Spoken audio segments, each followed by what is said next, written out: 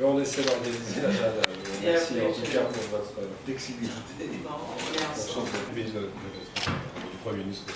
Vous les avez déjà vus? J'ai vu le ministre de l'Affaires étrangères maintenant.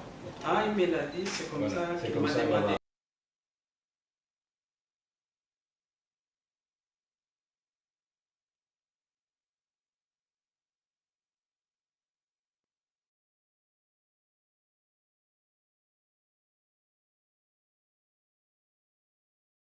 La première réaction, c'est de constater que nous avons une très bonne coopération, et donc un soutien, un appui de l'Union européenne aux réformes en matière de justice, et on va continuer à travailler avec un effort européen comme un effort de la République démocratique du Congo elle-même.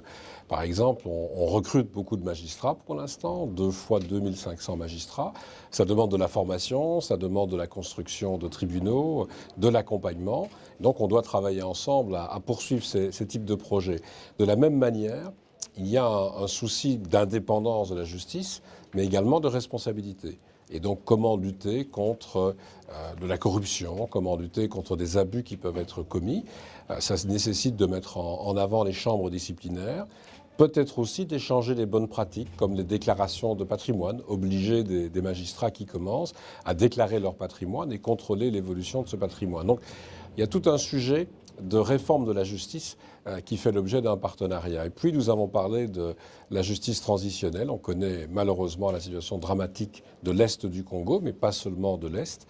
Et là, on souhaite organiser dans le premier semestre de l'année prochaine une conférence internationale avec la Cour pénale internationale, avec la République démocratique du Congo, peut-être l'Union africaine, l'Union européenne, pour montrer l'attention qui est donnée aux victimes et bien entendu à la lutte contre l'impunité. Donc vous voyez, ce sont des sujets importants qui ont été débattus maintenant, comme nous avons évidemment parlé aussi du rôle de la justice dans le processus électoral et la capacité pour la Cour constitutionnelle, j'en ai parlé ce matin avec son président, de garantir l'inclusivité, la transparence de la procédure électorale.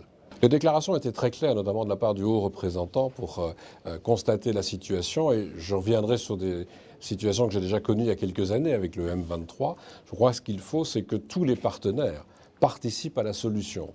Si un certain nombre de partenaires estiment ne pas être responsables du problème, ils doivent au moins participer à la solution. J'étais heureux, notamment dans le contact avec le ministre des Affaires étrangères, de la volonté de dialogue. Je crois qu'il est important, et l'Union européenne est prête à aider à ce dialogue, pour mettre fin à cette situation dramatique pour la population dans l'Est du Congo. Alors, il y a quelques années, on l'avait fait avec une brigade d'intervention internationale, avec 3 pays décidés à agir de manière plus forte.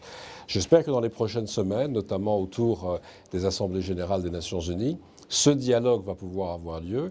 On est prêt en tout cas à y participer. Et comme je disais, pour ce qui me concerne en matière de justice, on est surtout prêt à montrer que on veut lutter contre l'impunité. On veut pouvoir poursuivre les responsables de ce qui se passe dans l'Est, comme on poursuit les responsables de ce qui se passe en matière d'atrocités partout dans le monde.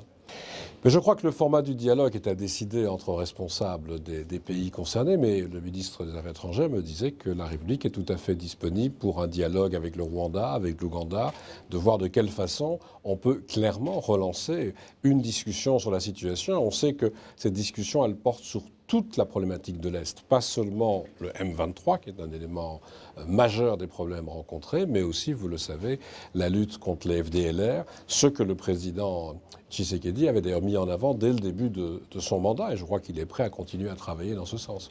Mais c'est dans cet esprit que j'ai proposé une conférence internationale après les élections, donc au premier semestre de l'année prochaine, parce que j'ai rencontré le procureur de la Cour pénale à nouveau à La Haye la semaine dernière, et la Cour pénale est tout à fait favorable à cette idée d'avoir non seulement des décisions des juridictions nationales, ce qui est le cas, il y a déjà pas mal de condamnations prononcées par les juridictions congolaises, d'avoir peut-être certains dossiers devant la Cour pénale à La Haye, mais entre les deux, d'avoir une capacité de juger à l'échelon régional ou sous-régional.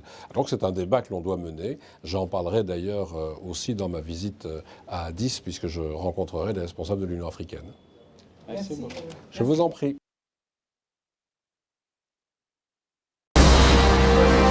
Abonnez-vous massivement à Gombo News.